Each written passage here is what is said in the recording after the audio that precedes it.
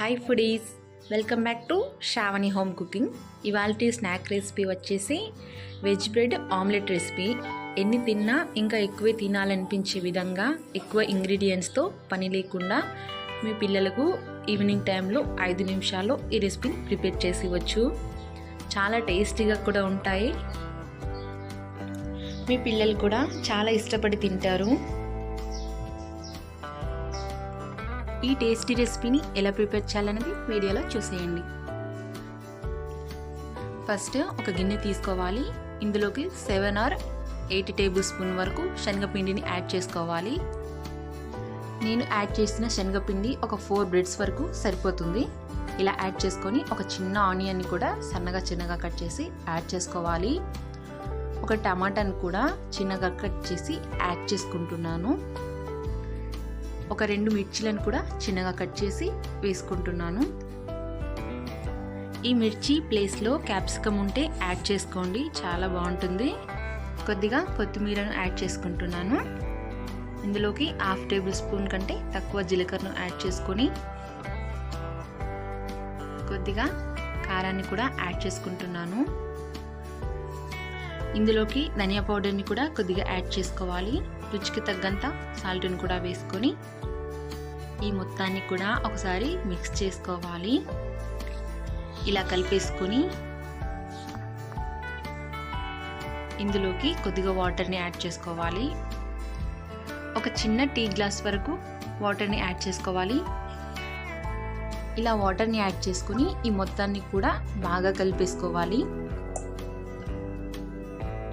ఇలా ఉంటే సరిపోతుంది.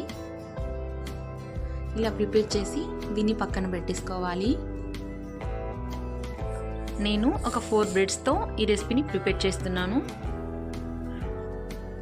స్టవ్ ఆన్ చేసి ప్యాన్ పెట్టి ఈ ప్యాన్లోకి బటర్ అయినా నెయ్యిని అయినా ఆయిల్ని అయినా యాడ్ చేసుకోవచ్చు. నేను కొద్దిగా నెయ్యిని యాడ్ చేసుకున్నాను.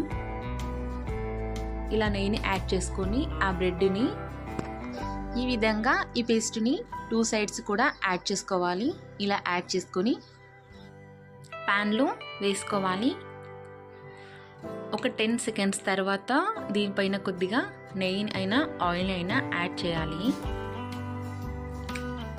ఇలా యాడ్ చేసుకొని ఒక 30 or 40 సెకండ్స్ తర్వాత ఈ బ్రెడ్ని తిరిగేసుకోవాలి.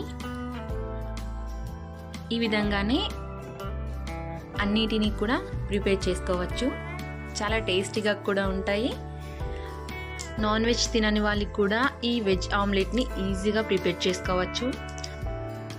చాలా ఫాస్ట్గా అండ్ టేస్టీగా కూడా ఈ రెసిపీని ప్రిపేర్ చేసుకోవచ్చు.